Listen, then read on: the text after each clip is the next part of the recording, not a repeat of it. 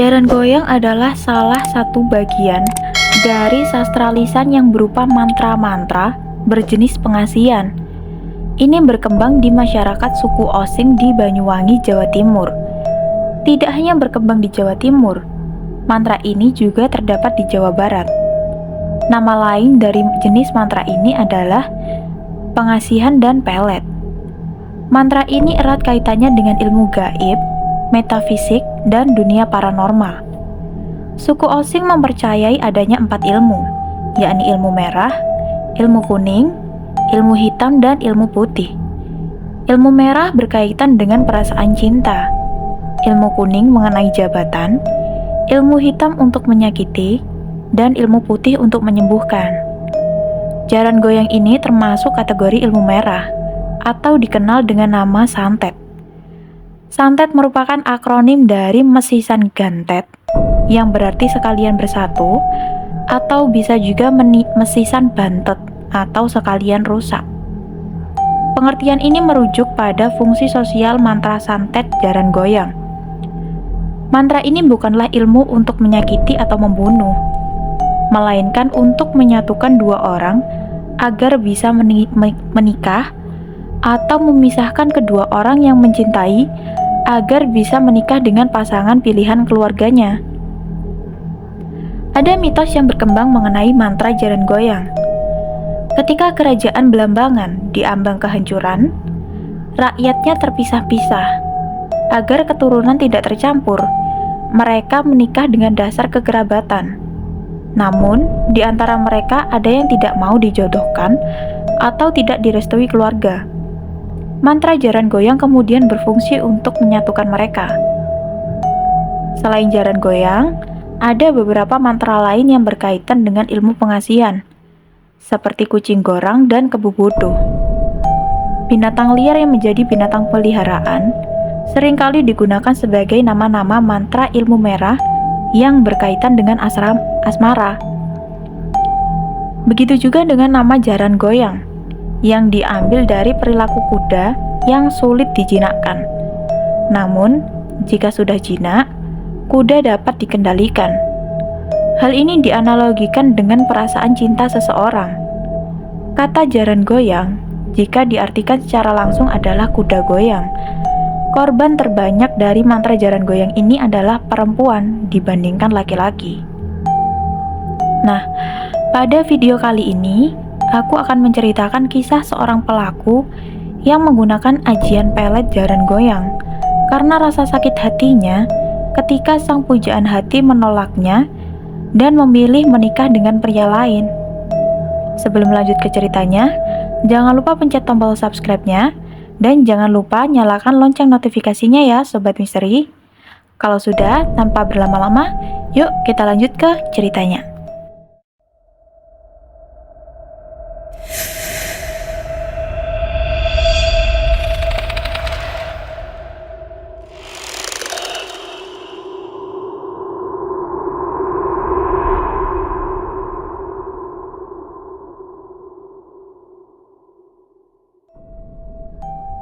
Ahmad mematut diri di depan cermin, merapikan kemeja putihnya. Rambutnya disisir klimis. Ia semprotkan minyak wangi ke seluruh badannya. Senyumnya mengembang. Ia jilat jari telunjuknya, lalu dioleskan pada kedua alis yang tebal. Malam ini adalah malam yang sangat istimewa bagi Ahmad, karena ia akan menyatakan cinta pada Mila. 3 tahun sudah ia memendam rasa pada Mila. 3 tahun sudah ia membayangkan bisa hidup bahagia bersama Mila. Dan 3 tahun sudah Mila selalu menolak kalau diajak jalan berdua.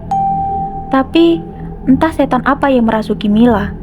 Malam ini wanita itu mau diajak makan malam bersama Ahmad.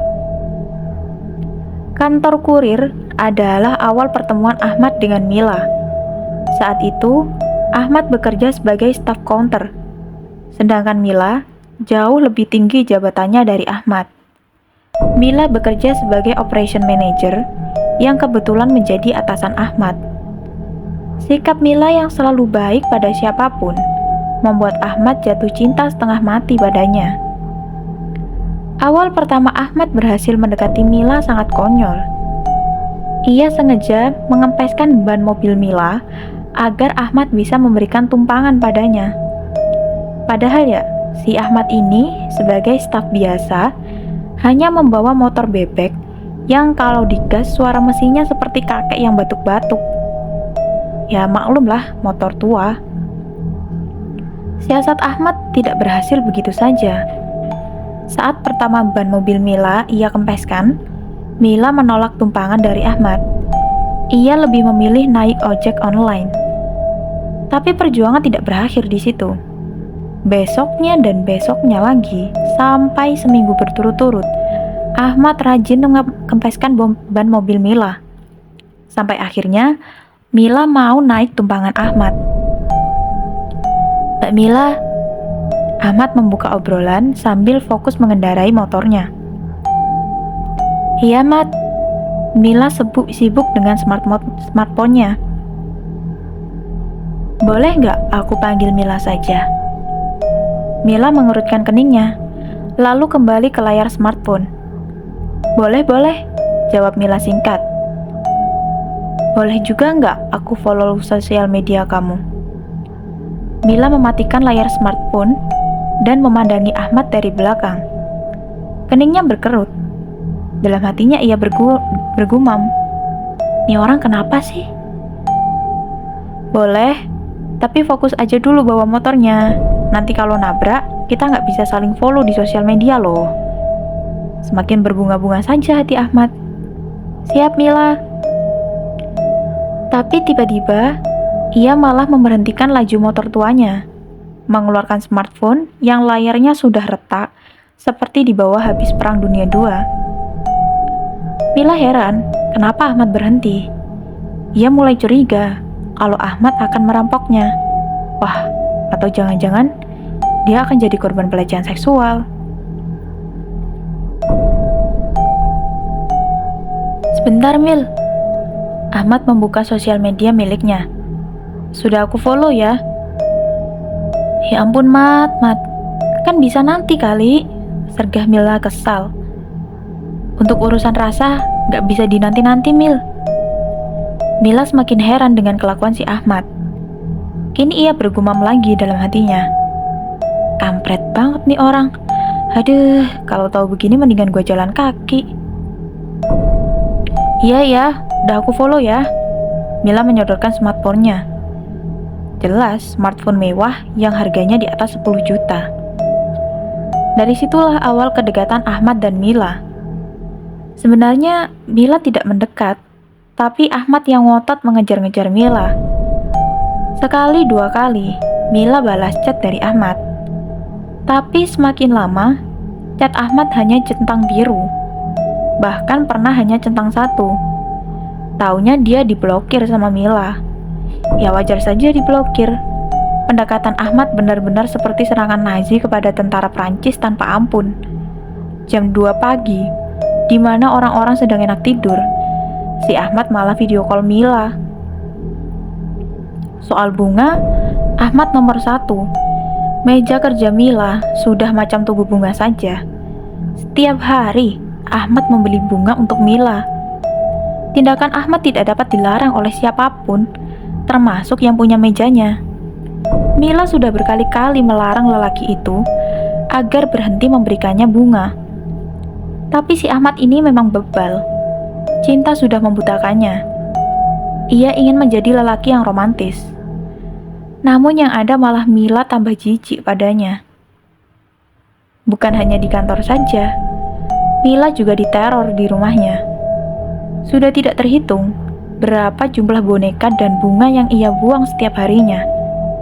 Bahkan, kalau malam minggu, si Ahmad ini sengaja apel ke rumah Mila. Tidak tahu malu, tapi memang jatuh cinta bisa memusnahkan rasa malu. Setiap hari, Ahmad mengajak Mila jalan bareng dan selalu ditolak. Makanya, malam ini adalah malam yang paling bahagia buat Ahmad.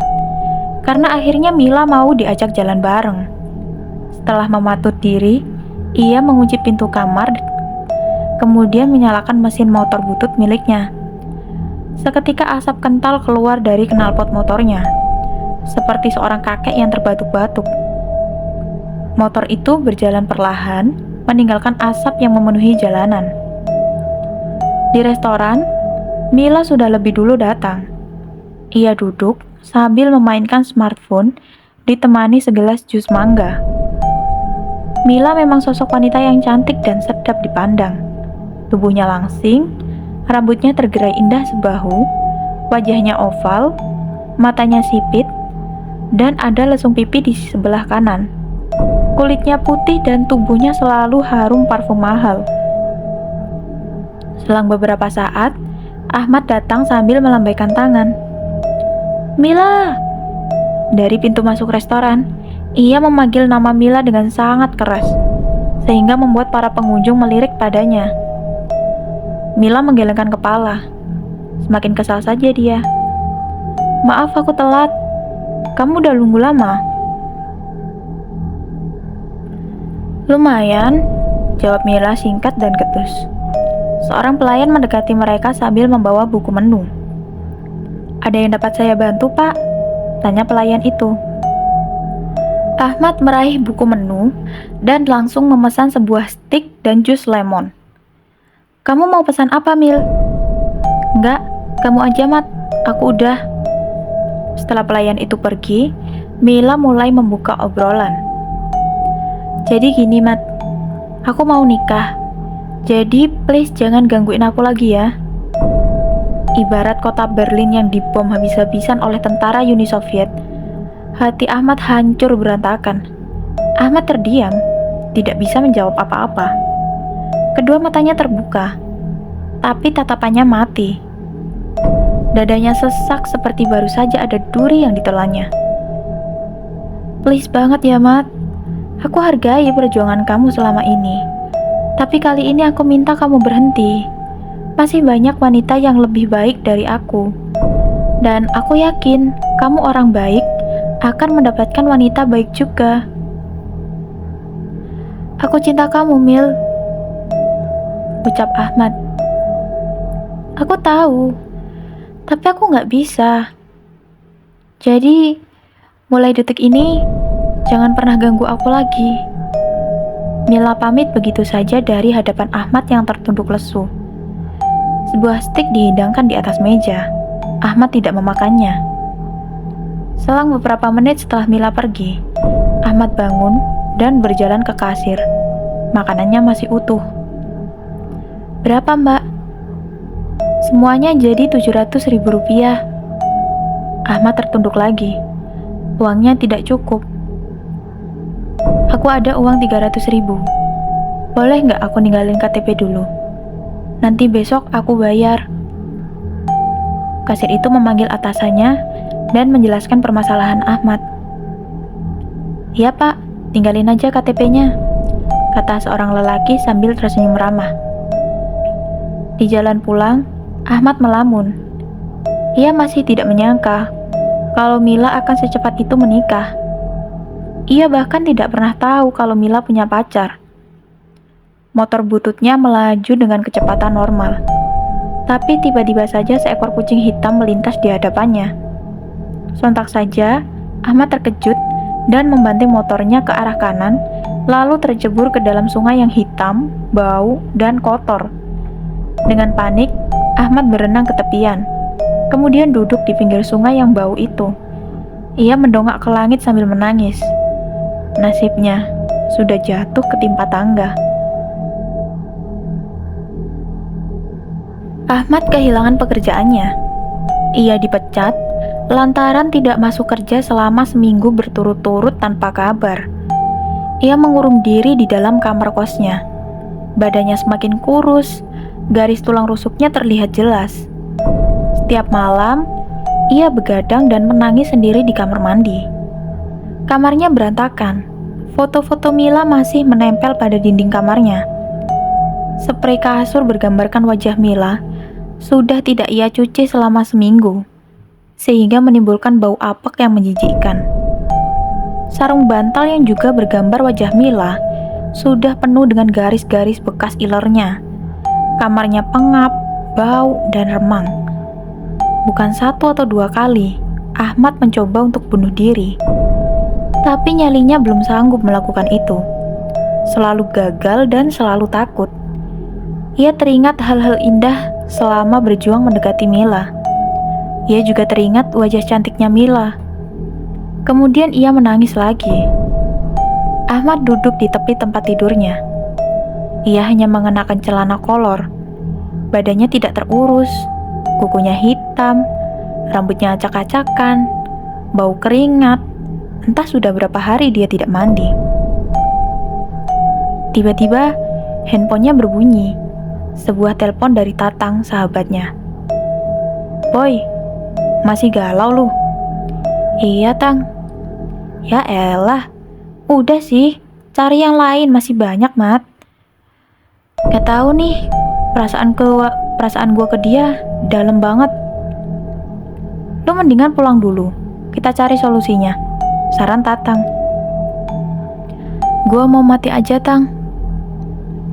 "Kalau lu mati, terus lu gantayangin di rumah si Mila, tiap hari lu bakal lihat kemesraan Mila sama suaminya. Terus lu galau lagi.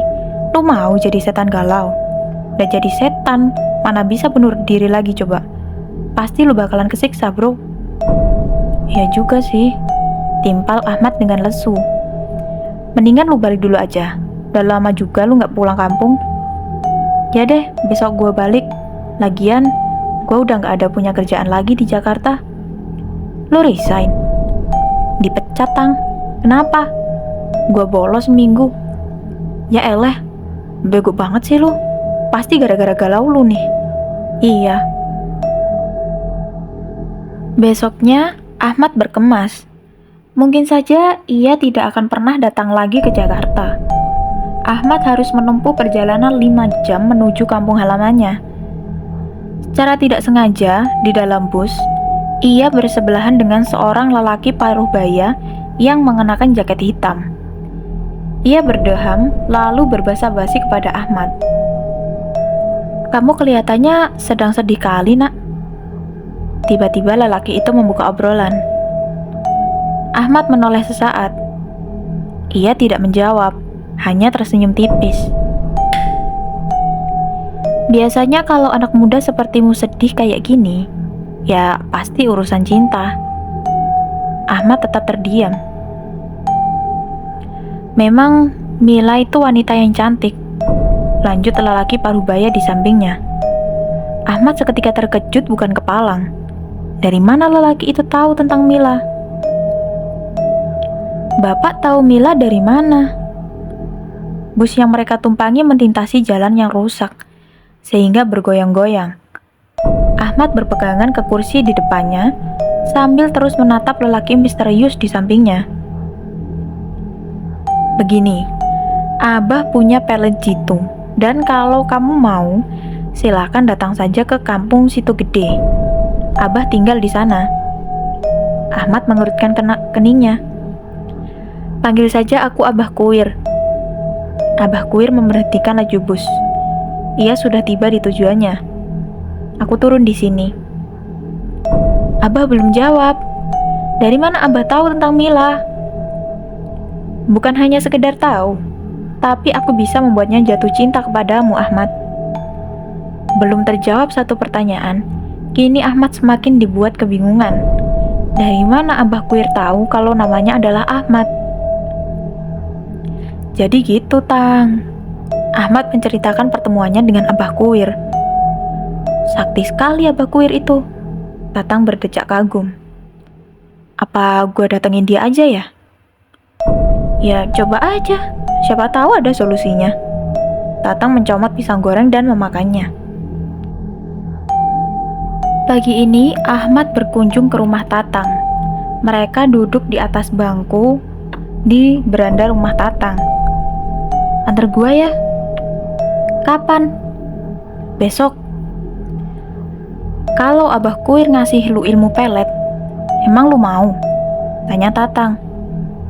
Ahmad bergeming. "Apa boleh buat? Gua masih cinta sama Mila." Ahmad meraih segelas air dan meminumnya. "Pokoknya Mila harus jadi milik gua." Keesokan harinya, Berangkatlah mereka berdua ke kampung Situ Gede menggunakan mobil milik Tatang. Di perjalanan mereka sempat nyasar, lantaran sulit menemukan lokasi kampung Situ Gede. Beberapa kali mereka menanyakan keberadaan kampung itu kepada orang-orang di pinggir jalan. Setiap orang yang ditanyai, mereka hanya dikasih tahu agar tetap jalan lurus saja ke arah barat. Tidak terasa, malam pun jatuh. Mereka berdua akhirnya tiba di kampung Situ Gede. Kampungnya sepi, tidak ada lalu lalang orang di jalan. Lampu-lampu rumah warga menyala, tapi tidak satu orang pun yang bisa Ahmad temui di beranda rumah. Mobil yang mereka kendarai melintasi di jalan berlubang. Cahaya lampu mobilnya berayun-ayun. Senyum Ahmad mengembang saat melihat seorang lelaki melintas di hadapan mobil. Segera Tatang menginjak rem.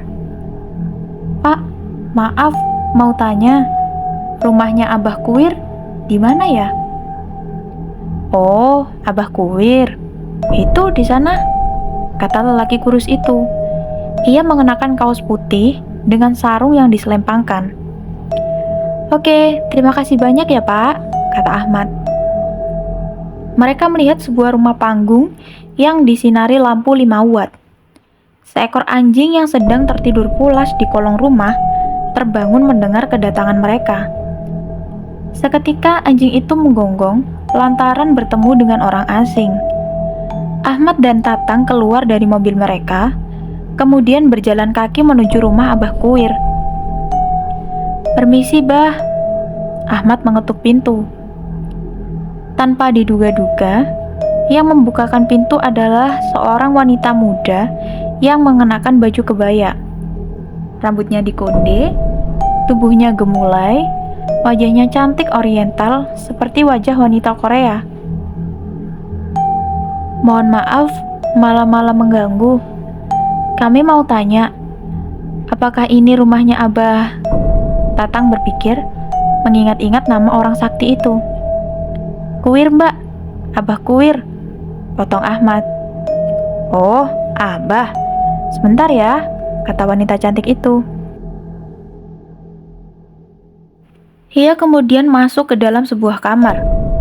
Kamar itu tidak ada daun pintunya, hanya ditutupi sebuah kain putih.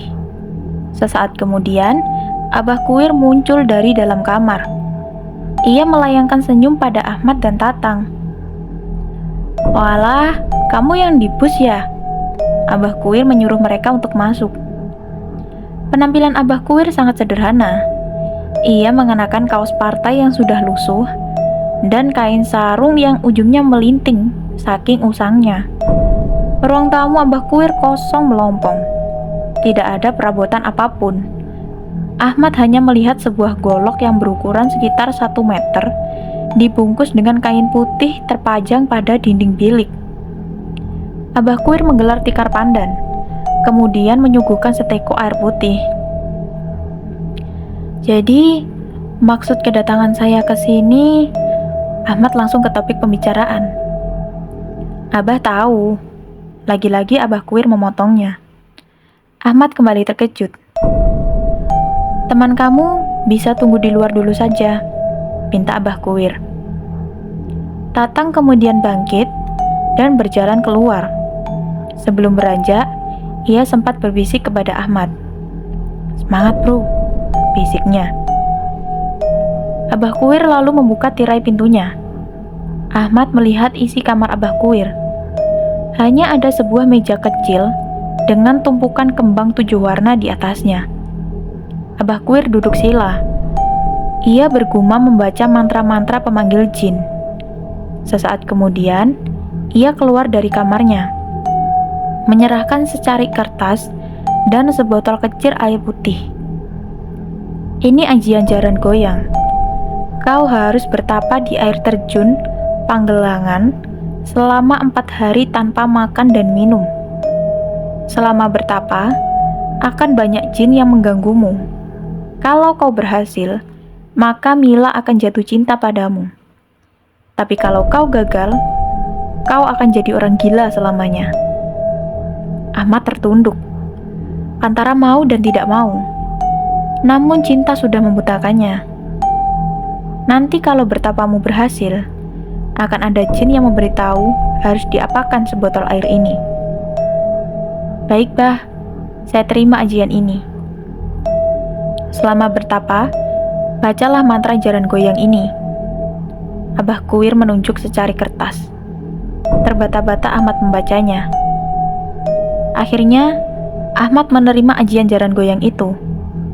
Setelah ia setuju, Ahmad langsung pamit. Gue dikasih pelet jaran goyang, kata Ahmad di dalam mobil. Wih, mantap, timpal Tatang. Oh iya, lo lihat nggak sih cewek cantik di rumah Abah Kuwir yang ngebukain kita pintu? Ahmad mengerutkan dahinya.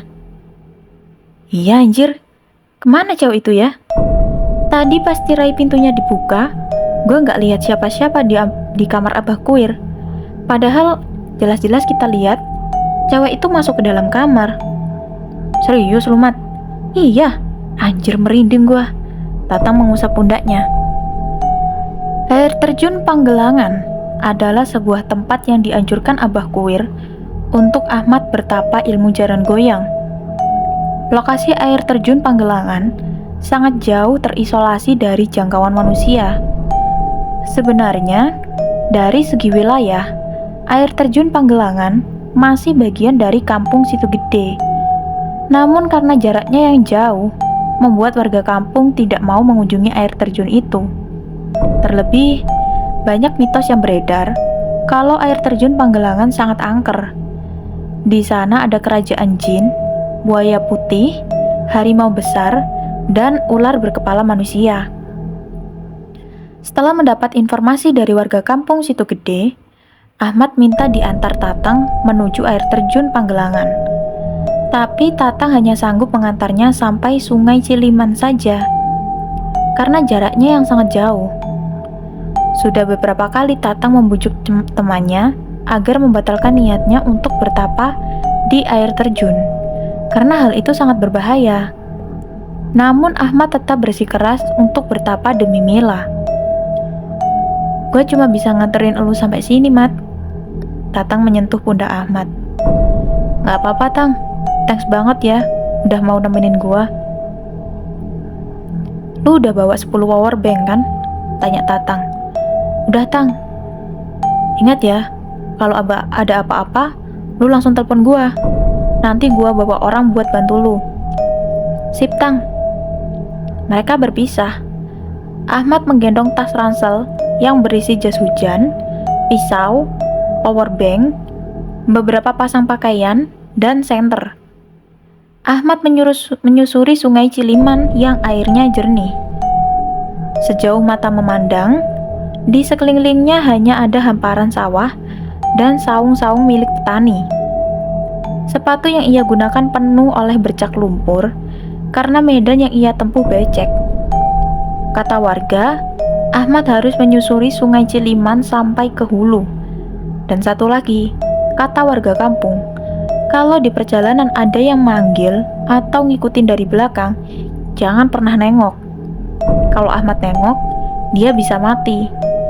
Sudah banyak cerita yang beredar kalau Sungai Ciliman itu banyak setannya. Hari semakin sore, kabut yang berasal dari perbukitan mulai menyelimuti jalan setapak yang Ahmad lintasi. Aliran sungai terlihat membentang sangat panjang di hadapan Ahmad.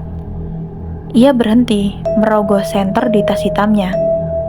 Beberapa kali Ahmad membenturkan senter itu ke telapak tangannya karena tidak mau menyala. Setelah dibenturkan beberapa kali, akhirnya senter itu menyala. Ahmad kembali melanjutkan perjalanan. Langit semakin menguning, kabut semakin tebal. Angin berembus tipis, tapi dingin sekali. Ahmad! Tiba-tiba dari belakangnya, ia mendengar suara Mila memanggil namanya. Ahmad berhenti. Ia ingat kata warga kampung Situgede. Jangan pernah menoleh ke belakang kalau ada yang manggil, sebab itu pasti setan. Ahmad mau kemana? Jelas itu suara Mila. Ia kembali melanjutkan langkahnya. Ia berusaha sekuat hati agar tidak menoleh ke belakang. Kemudian ia mendengar suara langkah kaki mengikutinya dari belakang. Tapi Ahmad tetap berjalan tanpa menoleh dari belakang. Parfum Mila menguar tiba-tiba. Ahmad sangat kenal aroma parfum mahal itu. Namun ia yakin yang mengikutinya di belakang bukanlah Mila. "Ahmad, main yuk," ajak suara yang menyerupai Mila sambil terus mengikuti dari belakang. Namun ia tetap tidak menoleh dan malah mempercepat langkahnya. Perjalanan masih jauh, sangat jauh. Ahmad terus diikuti sosok yang menyerupai Mila. Dan tepat di atas kepala Ahmad, melayang sesosok kuntilanak mengikutinya. Ahmad tahu itu, tapi pandangannya tetap lurus ke depan. Ia tidak mau mati di sini. Godaan setan tidak sampai di situ. Ada hal yang lebih aneh lagi di hadapan Ahmad. Ia melihat sosok yang menyerupai dirinya sedang berdiri menghadap sungai. Sosok itu mengenakan baju yang sama persis dengan yang digunakan Ahmad. Seketika Ahmad tertunduk saat melewati sosok itu. Suara jangkrik bersahutan dengan suara katak. Ahmad mempercepat langkahnya. Ia melirik jam tangan. Sudah jam 11 malam. Langkahnya tidak boleh berhenti karena sosok wanita yang menyerupai Mila terus mengikutinya dari belakang. Ia bahkan dapat mendengar dengan jelas gemercik langkah kaki menginjak tanah becek. Tidak sekalipun Ahmad menoleh ke belakang. Pandangannya tetap lurus ke depan. Sudah tidak ada persawahan. Sejauh mata memandang, hanya hamparan rumput ilalang yang rimbun dan lebat. Tidak ada lagi jalan setapak. Kedua kakinya menerjang rumput-rumput liar. Ia terus mengikuti sungai agar sampai ke hulu. Dari kejauhan, ia mendengar suara gemuruh air terjun. Segera Ahmad berlari kecil menghampiri air terjun itu. Ia mendongak, memperhatikan air terjun yang menjulang tinggi. Cahaya senter disorotkan pada air terjun itu. Gemuruh airnya terdengar sangat deras. Baju Ahmad basah kuyup terkena cipratan air terjun. Di atas sebuah batu, Ahmad duduk sila. Mantra jaran goyang yang diberikan Abah Kuwir sudah ia hafal di luar kepala. Kedua tangannya bersedekap di perut. Kepalanya mendongak ke atas air terjun. Bibirnya merapalkan mantra jaran goyang sambil membayangkan wajah Mila. Sepanjang hari, sepanjang malam, Ahmad bertapa tanpa minum dan makan di bawah air terjun itu. Ia digoda oleh setan penghuni air terjun. Terkadang, selama bertapa, ada yang meniup kupingnya, ada yang memanggil namanya. Suara itu mirip Tatang, dan terkadang ada juga yang mirip dengan Mila. Tapi Ahmad tahan dari godaan itu. Ia tetap fokus merapalkan mantra jaran goyang sambil membayangkan wajah pujaan hatinya.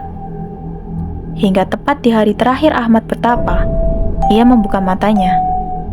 Seorang wanita berparas amat cantik, mengenakan pakaian adat Bali, muncul dari balik air terjun. "Pulanglah, tapamu kuterima," kata wanita itu tersenyum. "Apa yang harus aku lakukan, Nyai?" Tubuh Ahmad semakin kurus setelah bertapa selama 4 hari tanpa makan dan minum. Badannya lemas, kedua matanya sayu, suaranya pun serak. Taburkan air yang diberikan Abah Kuwir di belakang rumah Mila, lalu baca mantra jaran goyang, tiupkan ke rumahnya. Ahmad tertunduk. Ia memperlihatkan rasa hormat yang amat tinggi pada sosok gaib di hadapannya. "Baik, terima kasih, Nyai." Kemudian wanita itu menghilang kembali. Pertapaannya sudah selesai. Sekarang Ahmad sangat lapar dan haus. Bergegas ia lompat dari atas batu, menceburkan diri ke dalam air. Ia minum air itu sepuasnya. Saat menyelam, ia melihat sekelompok ikan mas yang sedang berenang santai di dekat batuan. Dengan mudah saja Ahmad dapat menangkap ikan itu, lalu memakannya mentah-mentah. Malam itu, Mila duduk di tepi tempat tidurnya. Ia sedang memilih-milih gaun untuk pernikahannya yang akan digelar sebentar lagi. Buku katalog gaun pernikahan ia amati lembar demi lembar. Sesekali bibirnya yang tipis tersenyum. Kagum melihat gaun yang mewah dan indah. Beberapa saat kemudian, smartphone-nya berbunyi. Ternyata dari Agus, calon suaminya. "Ya sayang," sapa Mila. "Gimana? Udah ketemu gaun yang kamu suka?" "Belum. Aku bingung milihnya. Semuanya bagus banget." "Kamu emang sukanya warna apa?" tanya Agus. Mila kembali membuka lembaran katalog gaun. "Biru sih," jawab Mila. "Itu bagus juga, cocok sama kamu." Saat Mila sedang membuka lembaran katalog, sontak saja punggungnya seperti ada yang menendang dari belakang. Tubuhnya terpental ke lantai. Ia tidak bisa berteriak saking sesaknya.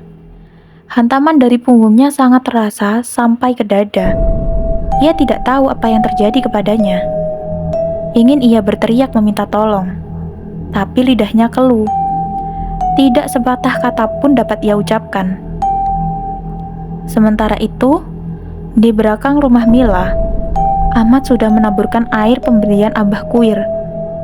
Bibirnya bergetar melafalkan mantra jaran goyang. "Turu ing meneng, ayo turu lan ojo siyogo, nganti sampeyan tresno karo aku. Iblis nderek sampeyan lan jogo atimu kanggo aku. Iki ilmuku si jaran goyang." Ahmad meniupkannya ke arah rumah Mila. Seketika Mila berteriak kesakitan. Matanya melotot ke atas. Kedua tangannya memegangi leher, seolah sedang tercekik. Kakinya bergerak-gerak tidak karuan. Suara Agus di handphone terdengar panik memanggil-manggil Mila. Saat kedua orang tuanya menghampiri Mila dengan panik, wanita cantik itu sudah pingsan. Tubuhnya lunglai seperti habis disiksa.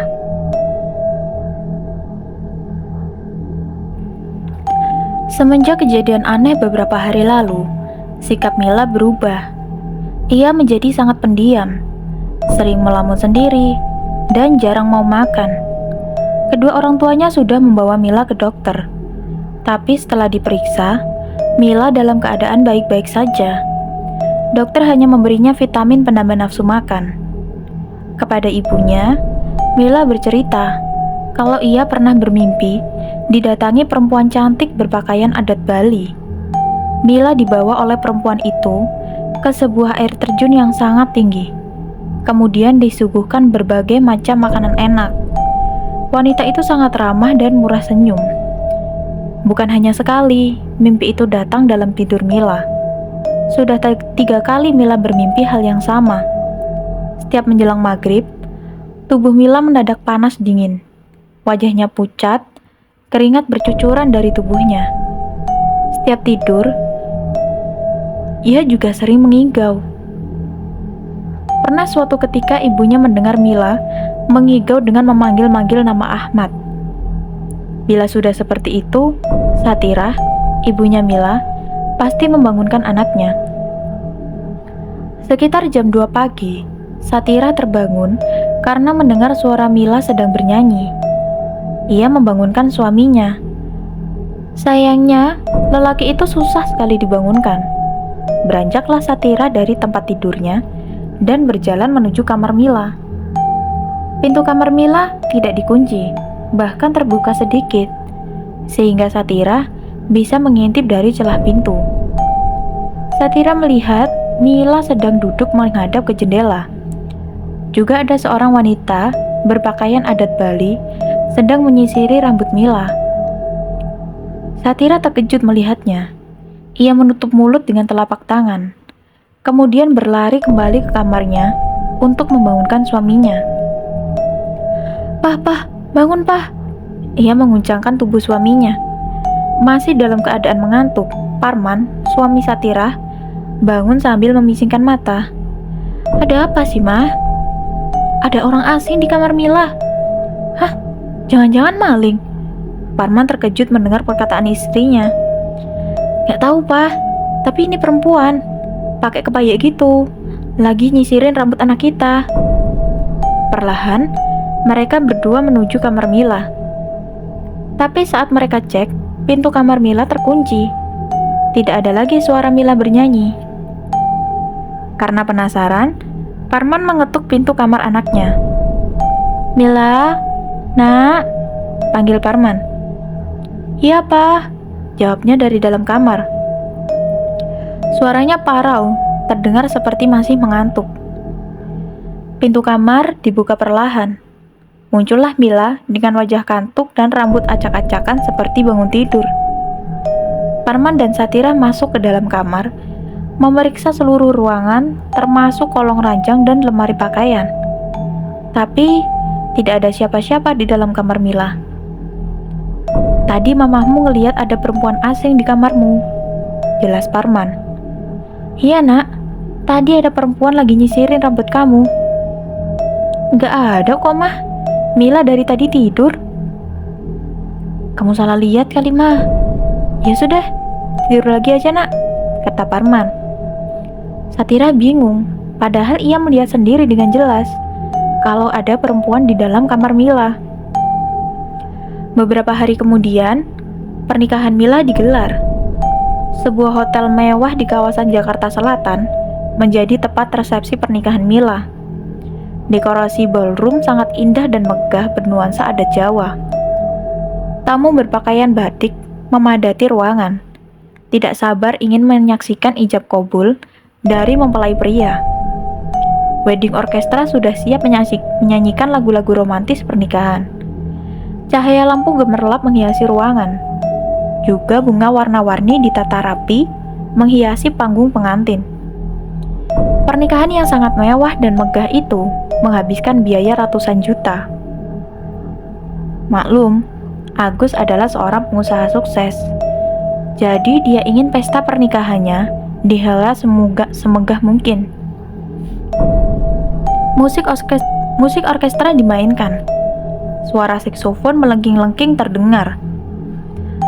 Seorang vokalis wanita menyanyikan lagu Celine Dion, "Because You Love Me." Datanglah Mila mengenakan gaun pengantin berwarna putih, berjalan anggun sambil tersenyum, didampingi ayah dan ibunya. Sedangkan di belakangnya, para wanita cantik berpakaian putih mengawal sambil membawa bunga. Juga ada 3 anak kecil yang imut-imut ikut mengawal Mila dari belakang. Gaun pengantin Mila tergerai ke lantai, memanjang hingga 2 meter. Agus sudah menunggunya di meja ijab kabul. Ia terkesima melihat kecantikan Mila. Alunan musik berhenti saat Mila duduk di sebelah Agus. Seorang penghulu tersenyum ramah kepada kedua mempelai.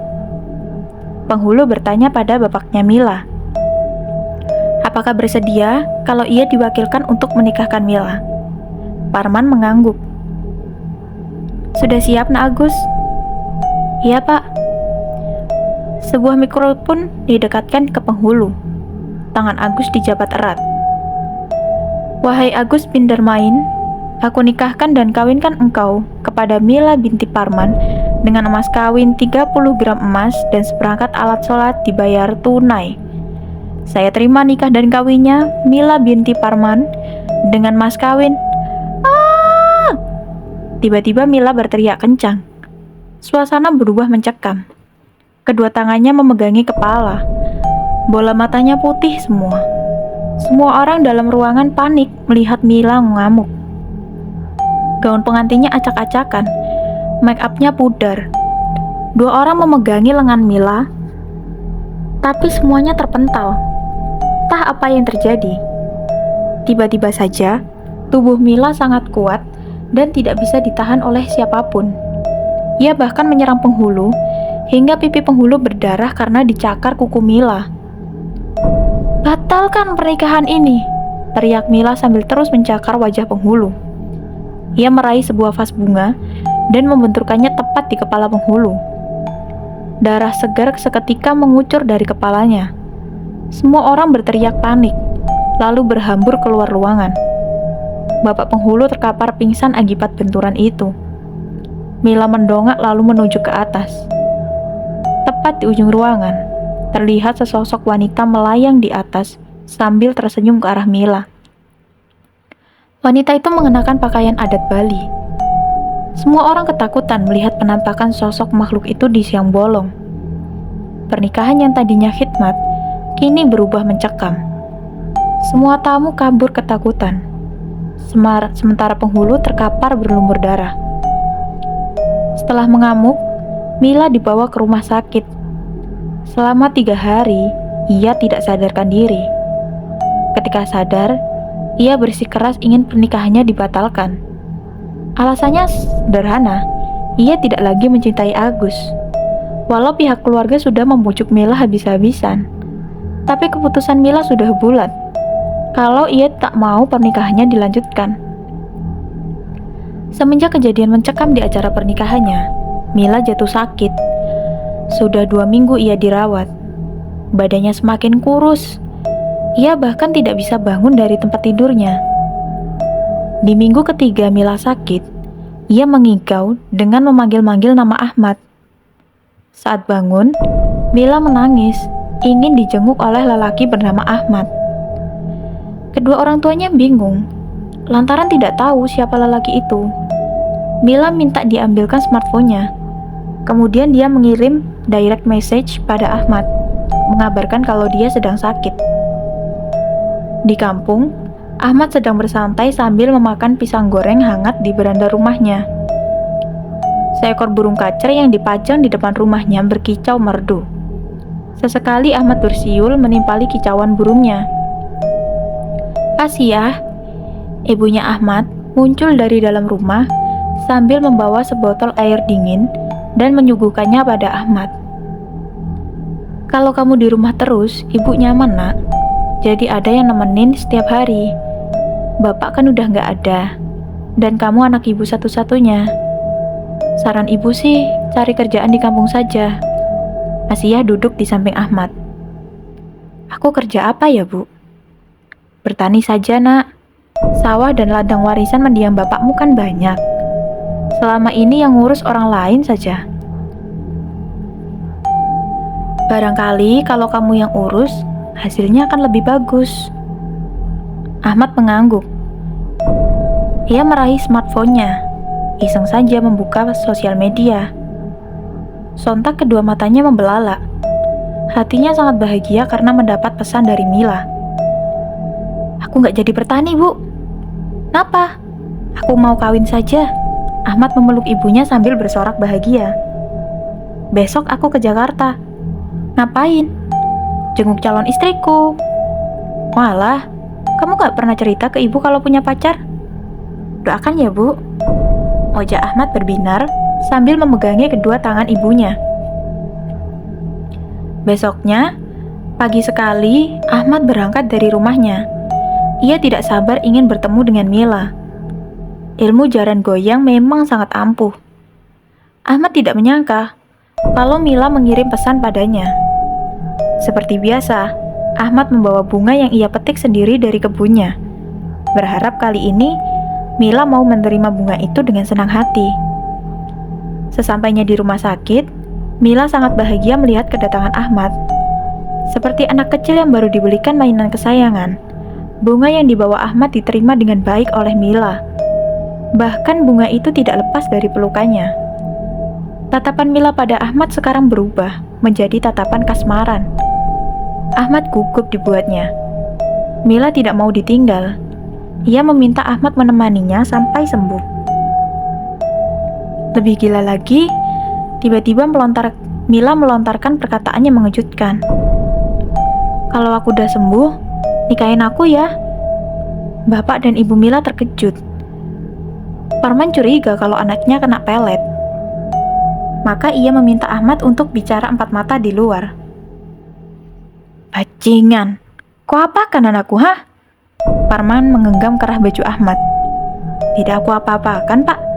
Halah, mustahil. Pasti kau pelet. Kau tahu, pernikahannya batal dan tiba-tiba dia ngajak kamu nikah. Ini pasti kamu pelet. Sumpah, aku bahkan gak tahu apa itu pelet, Pak. Aku hanya teman kerjanya Mila. Pak, tiba-tiba istrinya memanggil. Semua orang di ruangan itu terheran-heran melihat tingkah Mila. Ia memeluk bunga pemberian Ahmad sambil bernyanyi tidak karuan. Sesekali tertawa seperti orang gila. Mila akhirnya sembuh. Tekadnya sudah bulat. Ia ingin menikah dengan Ahmad. Tidak masalah walau tidak dibuatkan pesta yang megah. Yang penting, sesegera mungkin ia harus menikah dengan lelaki yang ia cintai itu. Kedua orang tuanya sudah membujuk Mila agar memikirkan matang-matang keputusannya itu, lantaran Ahmad adalah seorang pengangguran. Bagaimana lelaki itu menafkahi Mila? "Biar aku yang kerja, Pak," kata Mila. "Mana ada kayak gitu. Perempuan kerja terus suami di rumah." "Iya, Nak. Mama nggak mau di kemudian hari kamu menyesal." Mila nggak akan pernah menyesal nikah sama Ahmad. Mila sayang sama dia. Nada bicara Mila meninggi. Kemudian dengan perasaan kesal, ia keluar dari kamarnya sambil membanting daun pintu. Air mata ibunya menetes. Sedih melihat perubahan sikap anaknya yang kasar. Seminggu kemudian, Ahmad diundang ke rumah Mila. Ia membawa serta ibunya dari kampung. Uang cash 30 juta hasil menjual tanah disiapkan Ahmad untuk modal menikah. Ahmad dan ibunya terkesima melihat kemegahan rumah Mila. Lantainya terbuat dari marmer, cat tembok putih, lampu hias besar, patung-patung ala Romawi terpajang di setiap sudut ruangan. Anak tangga menjulur indah, menjadi tanda kalau rumah Mila itu bertingkat. Mereka kemudian duduk di atas sofa mewah. Ibu dan bapaknya Mila memasang wajah kesal. "Anak saya ingin sekali menikah dengan anak ibu." Parman, bapaknya Mila, membuka obrolan. "Sama, Pak. Anak saya pun seperti itu." Mila dari atas tangga tersenyum memandang ke arah Ahmad. Lelaki itu menyadarinya. Ia membalas senyuman Mila. Namun seketika Ahmad terkejut saat melihat sesosok wanita dengan wajah pucat berdiri di belakang Mila. Wanita itu adalah Nyai yang ia temui di air terjun Penggalengan saat bertapa. Ahmad seketika tertunduk. "Kami hanya punya 30 juta untuk modal menikah." Parman menahan kekesalannya. Dalam hati bergumam, "Uang 30 juta? Laku sama apa? Dasar miskin." Namun Parman tidak tega kalau sampai mengucapkan caciannya. "Sebenarnya uang 30 juta tidak cukup, Bu, kalau untuk menikah di kota," serga ibunya Mila. "Cukup kok." Tiba-tiba Mila yang berdiri di atas tangga memotong obrolan. "Kita nikah di rumahku saja. Nggak usah mengundang orang lain. Juga nggak jadi masalah. Asal sah aja, asal kita bersama." "Kau pasti pelet anakku." Parman menunjuk Ahmad. Pak, jangan sembarangan ya kalau ngomong." Asia tidak terima anaknya dituduh macam-macam. "Sudah, Bu." Ahmad menahan ibunya yang naik pitam. "Pokoknya aku mau menikah dengan Ahmad, titik," sergah Mila.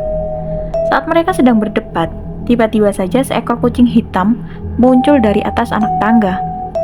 Kedua orang tua Mila heran, sebab di rumah itu mereka tidak pernah memelihara kucing.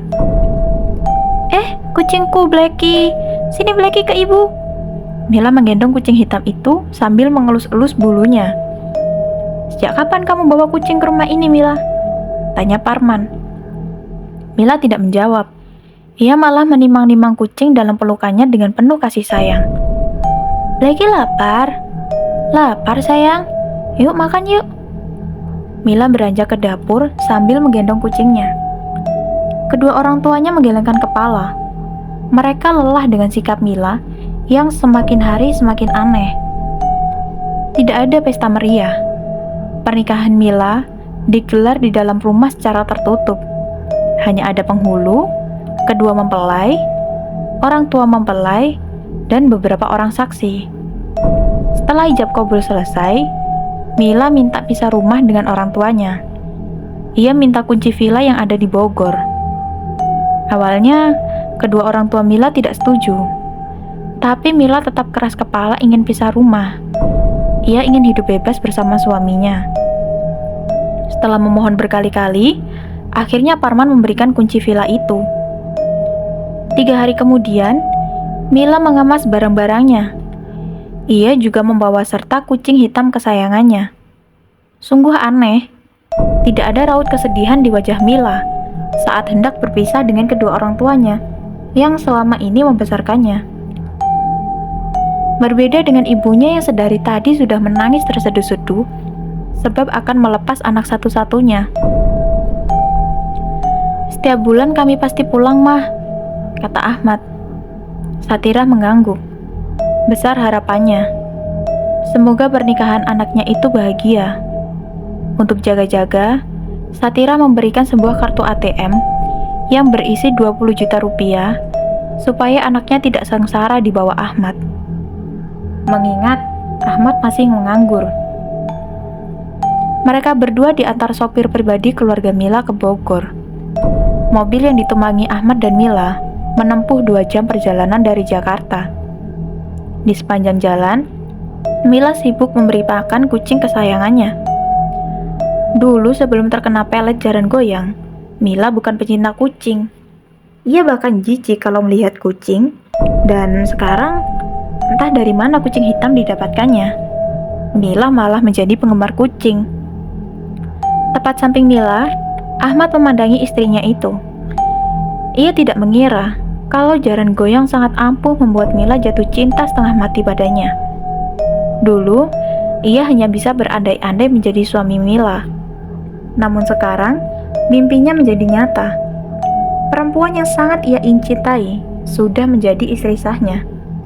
Ibarat bidadari yang diberikan Tuhan untuknya, Mila adalah segalanya bagi Ahmad.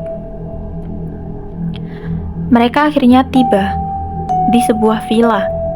Tampak dari depan, villa itu sangat terurus, sebab Arman membayar orang untuk merawat villa tersebut. Banyak pohon pinus mengelilingi di sekitarnya, menjadikannya sejuk dan sedap dipandang. Ada 2 tiang penyangga utama di bagian depan villa. Dindingnya dicat warna krim, berpadu dengan warna putih yang terlihat elegan. Di depan halaman tumbuh rumput hias yang berbentuk taman tanaman kecil. Juga ada sebuah patung anak kecil berpakaian Romawi terpajang di tengah halaman. Ahmad membuka pintu. Seketika ia terkesima dengan apa yang dilihatnya. Perabotannya lengkap, ada sofa, lemari, televisi, tempat tidur mewah, pokoknya sangat lengkap. Ahmad merasa beruntung mengamalkan ilmu jaran goyang. Yang semula nasibnya buruk, sekarang ia merasa menjadi lelaki paling beruntung di dunia. Kejadian janggal mulai muncul saat malam tiba. Sebagai pengantin baru, malam pertama adalah malam yang paling berkesan bagi Ahmad. Sebelum melangsungkan malam pertama, ia mandi terlebih dahulu agar wangi. Sedangkan Mila masih sibuk bermain dengan kucing hitamnya di dapur. Sesekali, Mila menciumi mulut kucing itu. Selesai mandi, Ahmad beranjak ke kamar. Di sana sudah ada Mila duduk di tepi tempat tidur. Ahmad tersenyum, mengelus rambut Mila, lalu mencium pipinya. Malam pertama berlangsung dengan baik. Ia tidak kecewa dengan keperkasaannya. Sekitar 1 jam kemudian, Ahmad keluar dari kamarnya untuk mandi besar. Sementara Mila masih terkapar di atas tempat tidur. Saat hendak masuk ke kamar mandi, ia mendengar suara Mila sedang bermain dengan seekor kucing di dapur. Segera Ahmad menghampirinya. "Hai sayang, kucing kita lucu ya," kata Mila sambil tersenyum pada Ahmad. Ahmad menjatuhkan anduknya. Kalau Mila ada di dapur, lalu siapa yang bersetubuh dengannya barusan?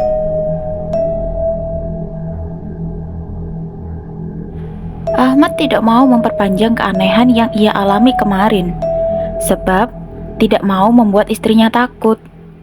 Jadi, dia merahasiakan kejadian semalam.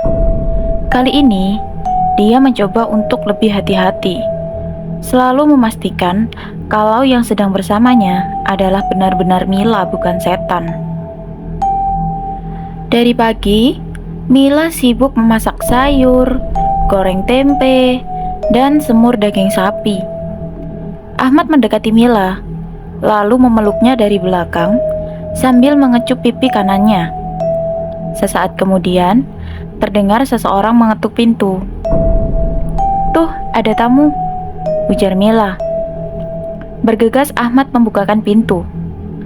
Terlihat seorang lelaki parubaya mengenakan kaos coklat dan celana panjang hitam berdiri di hadapannya. Maaf mas, nama saya Pak Budi. Saya yang juga jagain villa ini. Mau kasih tahu aja, kalau ada kerusakan atau atap bocor, mas bisa hubungi saya ya, ujarnya. Oh iya, mari masuk dulu. Kebetulan istri saya sedang masak banyak. Nanti kita makan bareng. Pak Budi dengan senang hati menerima tawaran Ahmad. Ia dipersilakan duduk di atas sofa. Segelas air putih disuguhkan. Nama saya Ahmad, Pak. Saya tinggal sama istri di sini. Kami baru 1 malam di villa ini. Saya senang. Villa ini ada yang isi jadinya. Saya ada teman ngobrol nantinya. Ahmad tertawa sambil mengangguk. Oh iya, Pak Budi tinggal di mana? Pak Parman kebetulan membuatkan saya sebuah pos kecil yang bisa saya tempati. Gak jauh dari sini, sekitar 2 kilometer. Sayang, makanannya udah siap nih, panggil Mila dari dapur. Mari Pak, makan sama-sama, ajak Ahmad. Oh iya, kenalin, ini istri saya, namanya Mila. Saat Pak Budi melihat Mila, ia terkejut lantaran ada sosok gaib yang berdiri di belakang Mila. Sebisa mungkin Pak Budi berusaha untuk tenang. Memang, Pak Budi adalah seseorang yang punya kelebihan bisa melihat hal-hal gaib.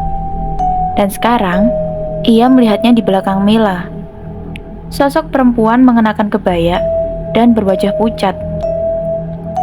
Sosok gaib yang mengikuti Mila tidak lain adalah Nyai penghuni air terjun Panggelangan. Pak Budi tertunduk ketakutan. Keringat mengalir di dahinya. Ia duduk di kursi makan dengan wajah tegang. Bagaimana tidak, sosok gaib itu malah terus memperhatikan Pak Budi. Ayo Pak, silakan. Setelah semuanya dihidangkan, Ahmad mempersilakan Pak Budi untuk makan. Secentong nasi dan sedikit sayur diambil Pak Budi, kemudian makan dengan terburu-buru. Pelan-pelan saja Pak, canda Ahmad sambil tertawa. Pak Budi tidak sanggup berlama-lama di sana. Tidak sampai 20 menit, Pak Budi menyelesaikan makannya. Saya pamit aja mas. Loh, kok buru-buru? Tanya Mila. Mohon maaf, saya ada urusan lagi. Iya, tambah lagi aja nasinya pak, ujar Ahmad. Saya sudah kenyang mas. Tanpa basa-basi lagi, Pak Budi bangkit dari duduknya untuk pamit. Ahmad mengantarnya sampai pintu. Mas, ada hal yang mau aku omongin tentang istrimu, kata Pak Budi sesaat sebelum pergi. Kenapa ya pak? Belum rampung Pak Budi menjelaskan apa yang ia lihat. Mila muncul dari dapur beserta sosok gaib di belakangnya yang tersenyum mengerikan. Nanti saja mas. Terbirit-birit Pak Budi pergi dari hadapan Ahmad. Halo nak, suamimu itu loh, udah dapat kerjaan belum? Suara dari seberang telepon terdengar bernada tinggi. Belum mah, tenang aja, uang dari mama masih cukup kok, kami nggak boros. Mila duduk santai di atas sofa sambil mengelus-elus kucing hitamnya. Ya nggak bisa gitulah, suamimu harus kerja nyari nafkah, jangan malas-malasan gitu. Iya mah, suamiku juga lagi berusaha kok. Tahu sendiri kerjaan di sini susah, nggak kayak di Jakarta. Oh ya, gimana sih Ahmad itu? Nggak kasar kan sama kamu? Enggak mah, dia baik kok. Kalau mau cerai, bilang mama aja. Nanti mama urus ke pengadilan. Mila menampakkan wajah kesal. Enggak lah mah, orang aku cinta sama dia. Sekarang gimana suamimu itu? Dia lagi nyari kerjaan mah. Mila berbohong, padahal Ahmad sedang berkunjung ke tempat Pak Budi. Ya sudah, kalau ada apa-apa, telepon mama ya. Iya mah, siap. Telepon ditutup. Mila kembali menimang-nimang kucing hitam kesayangannya. Sengaja Pak Budi meminta Ahmad untuk berkunjung ke posnya. Ukuran pos Pak Budi tidak terlalu besar, seperti kontrakan petakan. Di dalamnya ada tempat tidur, kursi, dispenser, rice cooker, dan sebuah televisi. Ahmad duduk di kursi, sedangkan Pak Budi duduk di tepi tempat tidurnya. Ada sosok gaib yang mengikuti istrimu, Mas. Saya juga ngerasanya begitu, Pak. Saya punya cara agar sosok gaib itu pergi dari istrimu, ujar Pak Budi. Bagaimana, Pak? Tanya Ahmad. Pak Budi mengeluarkan sebuah keris dari kolong tempat tidurnya. Ini keris sakti, Mas. Di dalamnya ada jin baik yang bisa ngusir jin-jin jahat. Cara kerjanya gimana, Pak? Kalau Mas keluarkan keris ini dari sarungnya, lalu Mas tancapkan di belakang villa, maka jin baik dalam keris ini akan menjaga keluarga Mas dari jin jahat. Ahmad mengangguk, dalam hatinya bergumam. Bisa jadi keris ini akan mencabut ajian jaran goyang dari tubuh Mila. Wah, bahaya juga. Bagi Ahmad, keris Pak Budi adalah ancaman. Jadi, dia enggan menerima keris itu. Saya pikir-pikir dulu ya, Pak. Soalnya saya tidak pernah mainin barang sakti, jadinya takut. Pak Budi heran dengan sikap Ahmad. Dikasih solusi malah menolak. Semenjak saat itu, Ahmad berpikir kalau Pak Budi ini adalah ancaman besar bagi kelangsungan rumah tangganya. Dia bukan orang sembarangan. Bisa dikatakan kalau Pak Budi ini adalah orang sakti. Bisa jadi saat Ahmad lengah, Pak Budi diam-diam menancapkan keris saktinya di belakang villa. Maka pada suatu malam, Ahmad gelap hati. Dibawanya sebuah linggis untuk membunuh Pak Budi. Langkahnya tergesa karena takut ada orang yang melihat aksinya. Sesampainya di pos Pak Budi, ia mengetuk pintu. Wah, Mas, tumben malam-malam begini datang ke pos saya. Ada yang bisa saya bantu, Mas? Tanpa basa-basi lagi, dihantamkan linggis ke batang leher Pak Budi. Seketika Pak Budi terkapar, pingsan. Agar pembunuhannya bersih, ia tidak melukai permukaan kulit Pak Budi, melainkan membekap wajahnya dengan sebuah bantal. Ditekan bantalnya pada permukaan wajah Pak Budi, hingga membuat lelaki itu kejang-kejang dan tewas seketika. Dengan tergesa, Ahmad mencari keris sakti di bawah tempat tidur Pak Budi. Setelah berhasil menemukannya, Ahmad selipkan ke kantong celananya.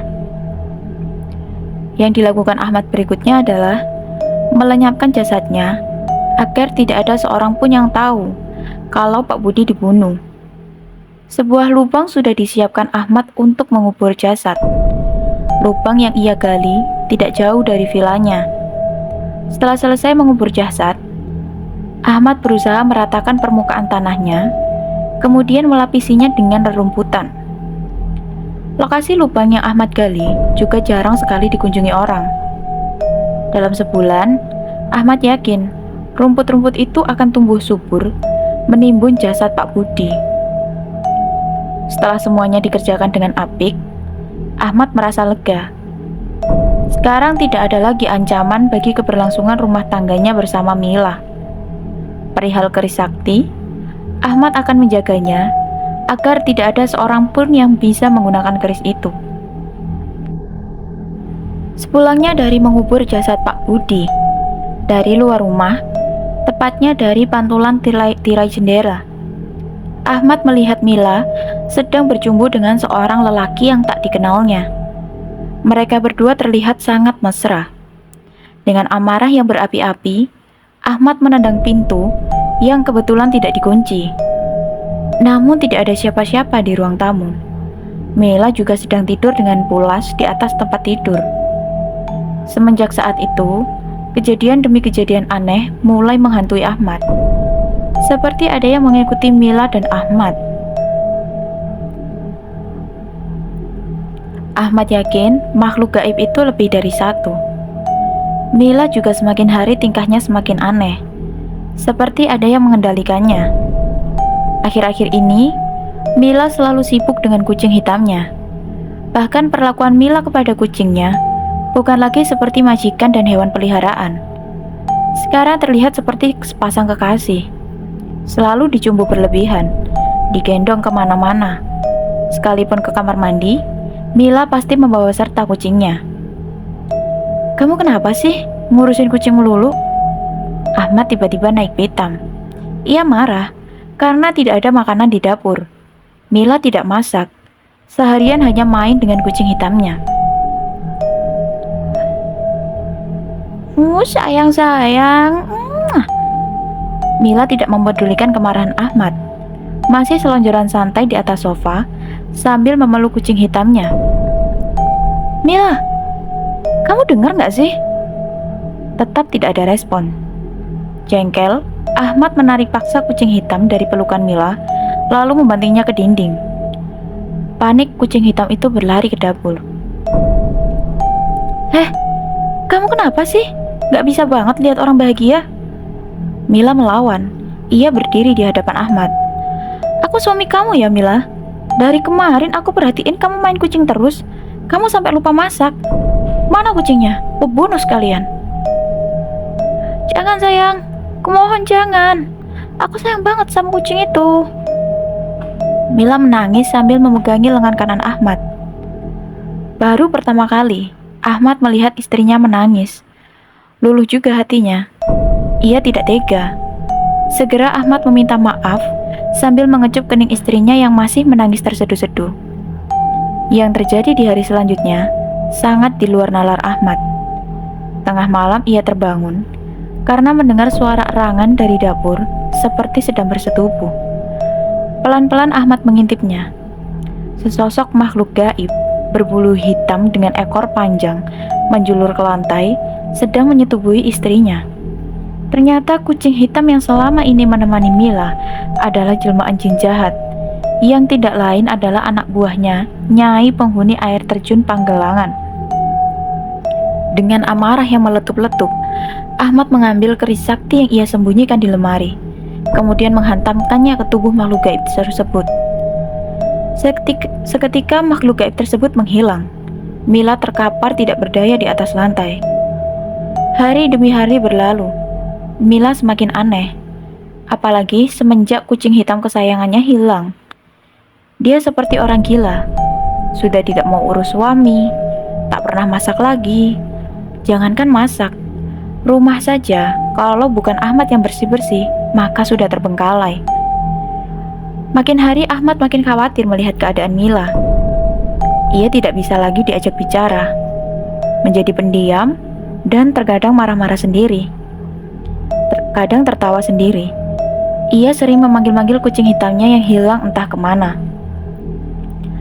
Ahmad pernah bermimpi didatangi sesosok jin penghuni keris.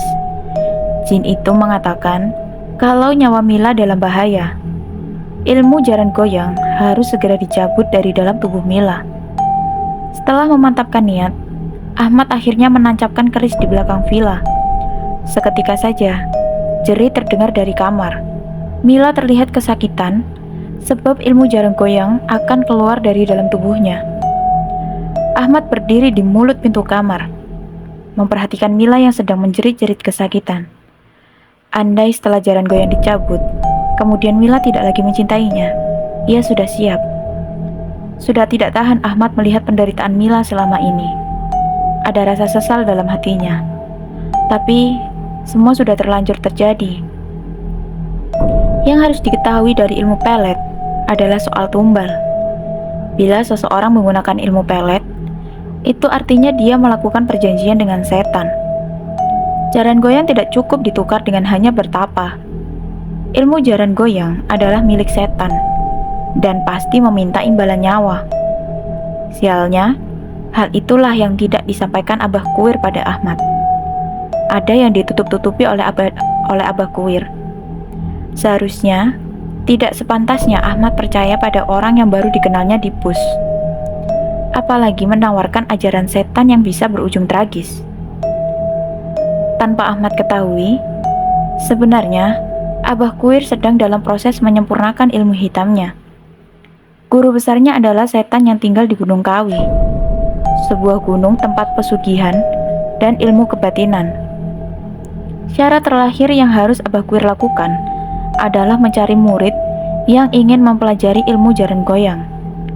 Karena ilmu jaran goyang ini nantinya akan memakan tumbal untuk persembahan gurunya Abah Kuir. Untung saja ia bertemu Ahmad, orang yang tidak tahu apa-apa tentang jaran goyang, sehingga Abah Kuir bisa memanfaatkannya. Dari dalam kamarnya yang gelap, Abah Kuir sedang berdiri dengan satu kaki. Kaki kanannya diangkat dan telapak kakinya ditempelkan ke paha kiri. Kedua tangannya bersedekap di perut. Matanya terpejam, badannya telanjang, hanya mengenakan celana pendek hitam. Bibirnya bergetar hebat. Ia tengah merasakan kalau ilmu hitam miliknya sudah sempurna.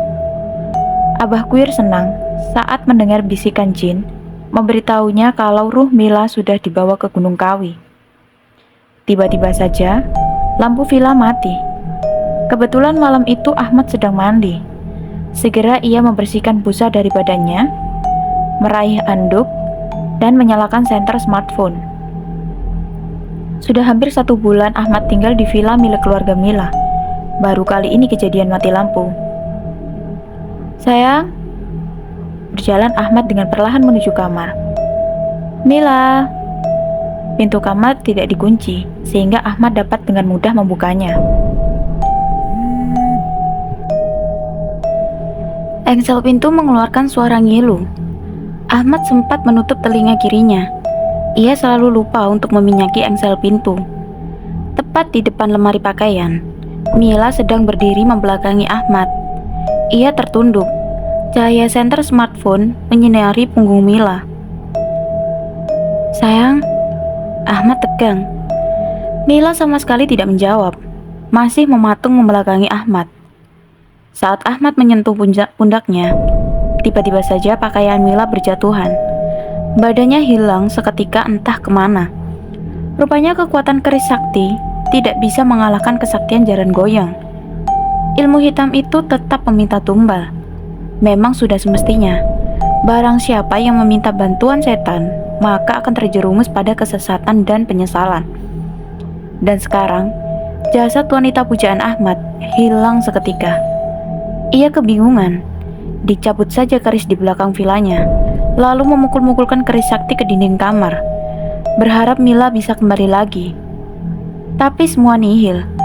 Mila hilang di gondol makhluk gaib. Sekarang tinggal Ahmad yang menangis di atas tempat tidur. Ia tidak menyangka, ternyata mencintai seseorang dengan amat kuat dapat membunuh akal sehat.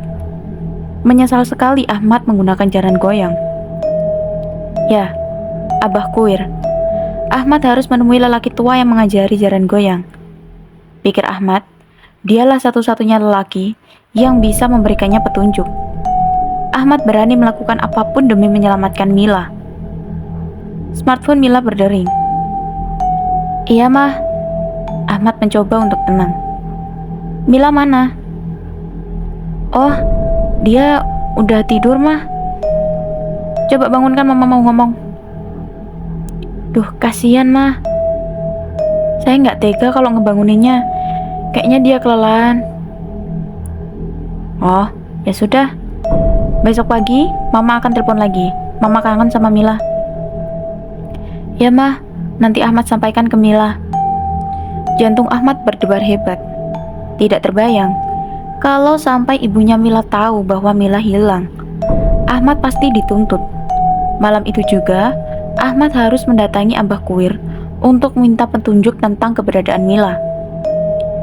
Setibanya di rumah Abah Kuir, Ahmad tidak menjumpai siapapun di dalam rumah panggung itu. Kata penduduk kampung, sudah 1 minggu Abah Kuir pergi entah kemana. Hal seperti itu sudah biasa. Abah Kuir sebagai dukun sakti suka bepergian selama berhari-hari tanpa seorang pun yang tahu ia pergi kemana. Dengan perasaan kesal, Ahmad mendobrak pintu rumah Abah Kuir. Ia menggeledah seluruh ruangan rumah. Ditemukan kertas mencurigakan berserak di atas lantai bambu. Di atas kertas, ada sebuah nama yang ditulis menggunakan darah. Entah darah apa. Nama itu tidak lain adalah Mila. Ahmad meraih lembaran kertas lain. Di sana tertulis Tumbal Gunung Kawi. Ia tidak mengerti apa sebenarnya yang terjadi. Apa hubungannya Mila dengan Tumbal Gunung Kawi? Nasib naas menimpa Ahmad. Kasus pembunuhan Pak Budi terbongkar. Ia menjadi tersangka dan terbukti bersalah. Selain itu, kedua orang tua Mila menuntut atas hilangnya Mila. Mereka menuduh kalau Mila juga dibunuh oleh Ahmad. Atas tuduhan itu, ia diseret ke meja hijau. Sebenarnya belum ada bukti kalau Ahmad bersalah atas hilangnya Mila. Berkali-kali Ahmad mengikuti sidang kasus Mila. Selama menjalani persidangan, Ahmad ditahan dalam penjara yang penghuninya sangat padat. Selama di penjara itulah, ia bermimpi bertemu dengan Mila yang meminta tolong padanya. Dalam mimpinya, Ahmad melihat Mila menjadi budak setan di Gunung Kawi. Hal itu sudah disampaikannya saat persidangan, tapi mereka menganggap kalau Ahmad sedang mengada-ngada. Di sebuah siang, Ahmad dijenguk oleh bapaknya Mila. "Kali ini aku akan bicara baik-baik sama kamu, Mat. Tolong jujur, apa kau benar-benar membunuh Mila?" Tanya ayahnya Mila. "Saya sayang sama Mila, Pak. Mana mungkin saya membunuhnya?" Air mata Ahmad menetes. "Terus di mana anakku sekarang?" "Aku tidak tahu, Pak. Malam itu pas mati lampu, tiba-tiba saja Mila hilang." Sebuah tamparan melayang ke pipi Ahmad. Polisi yang sedang berjaga menghampiri dan meminta Parman agar tenang. "Ampun, Pak," lirik Ahmad. "Katakan di mana anakku. Saya yakin Mila ada di Gunung Kawi. Saya ngaku sajalah, Pak. Dulu saya menggunakan pelet jaran goyang agar Mila mau sama saya." "Bajingan!" Tidak tahan lagi Parman mendengar pengakuan Ahmad. Sebuah tinju mendarat di pipi kanan Ahmad. Ia terjungkal dari kursinya. 3 polisi yang sedang bertugas di ruang panik melihat kejadian barusan. Mereka langsung mengamankan Ahmad ke dalam selnya. Beberapa bulan kemudian, kasus Mila ditutup. Tidak ada bukti yang kuat kalau Ahmad melakukan pembunuhan terhadap Mila. Tapi ia tetap dijatuhi hukuman penjara untuk kasus pembunuhan Pak Budi. Mila dinyatakan sebagai orang hilang dan pihak kepolisian terus berusaha melakukan pencarian. Sementara Ahmad hampir setiap malam didatangi Mila dalam mimpinya.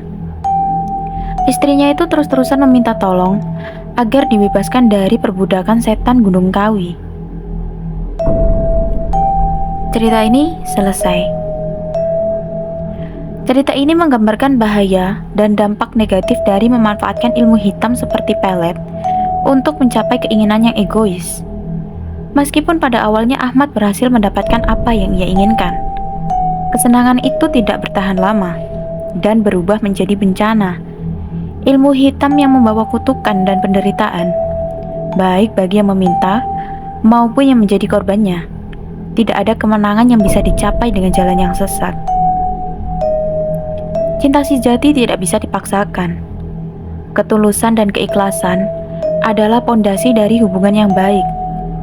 Menggunakan cara-cara kotor seperti pelet hanya akan menimbulkan kerusakan. Setiap tindakan memiliki konsekuensinya, terutama ketika kita memilih jalan yang salah. Ilmu hitam, seperti jaran goyang, hanya akan membawa penyesalan dan kehancuran.